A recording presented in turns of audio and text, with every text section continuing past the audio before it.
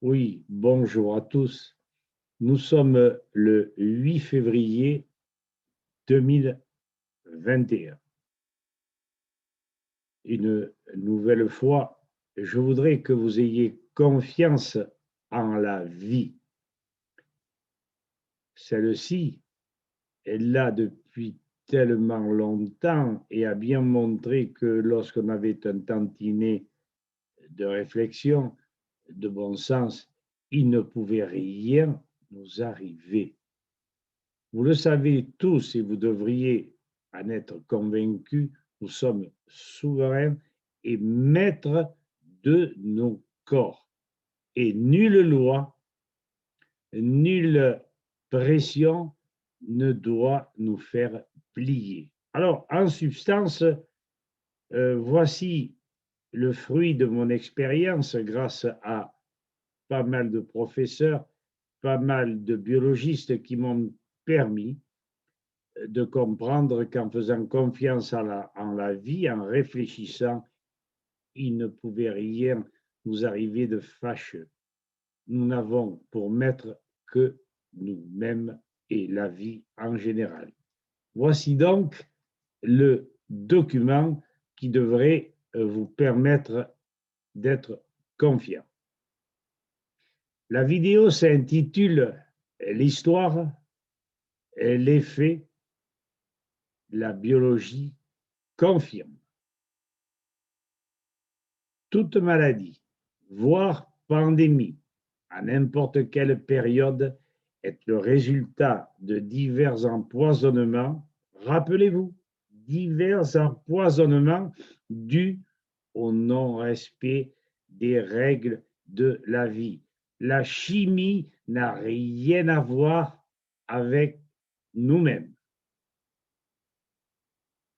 Sinon, dans un esprit mortifère, dans un esprit de déséquilibre et évidemment de fin de vie si nous continuons à ne pas respecter cette dernière.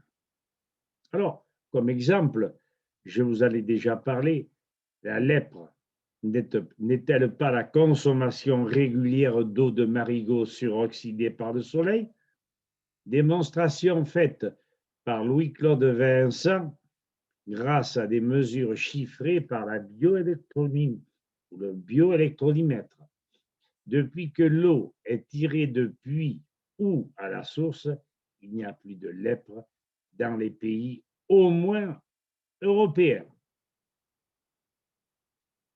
Les épidémies de peste, choléra, diphtérie, suette miliaire, poliomyélite sont consécutives à des récoltes de céréales diverses par temps de pluie. Les moisissures se greffant aux grains transmettent à la farine des germes extrêmement toxiques, surtout lorsque l'ingestion des farines sous forme de pain succède à des périodes de privation. Depuis que les céréales sont séchées dans les tours de stockage, il n'y a plus ces maladies. L'ergot du seigle contient des alcaloïdes extrêmement toxiques pour l'organisme. Les Tissot, Marinesco, Nikanoroff l'ont largement démontré au cours du siècle antérieur. Dans la foulée, ils démontrèrent que ces maladies n'étaient pas transmissibles ni par le rat ni par l'humain.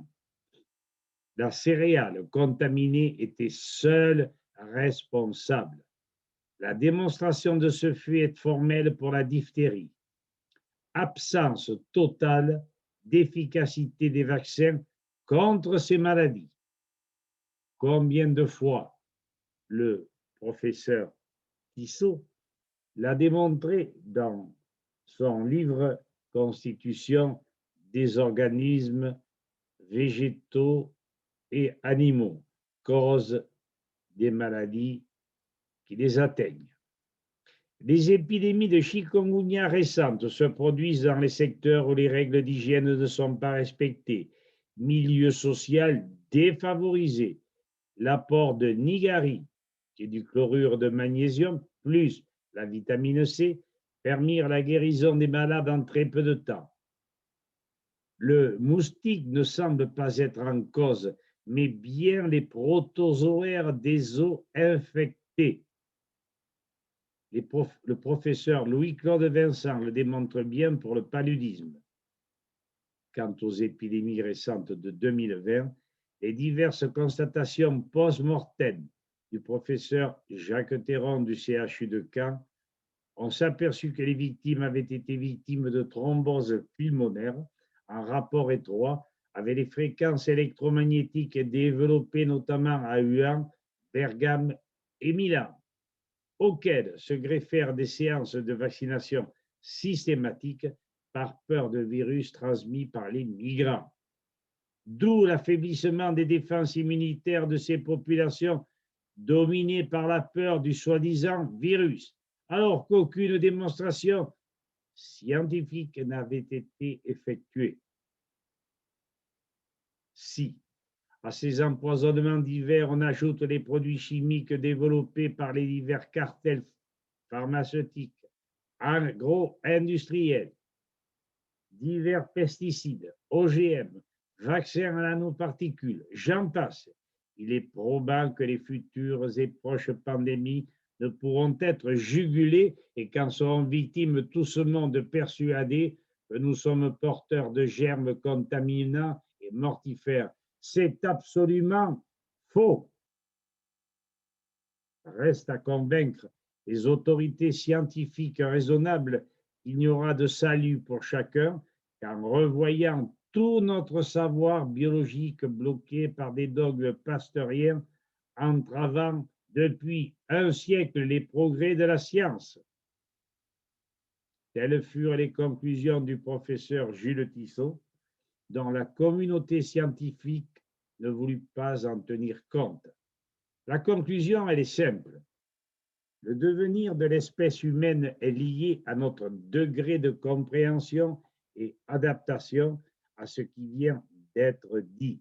Sans évolution de notre sens critique et de notre bon sens, nous ne donnons pas chair du futur proche qui nous attend. Voilà en quelque sorte, rapidement dit, ce que j'avais à vous transmettre une fois de plus. Pensez que ni les produits chimiques, ni les vaccins, ni des artifices toujours de synthèse ne pourront garder dans l'état maximal nos défenses immunitaires. Voilà, chers amis, ce que j'avais à vous dire.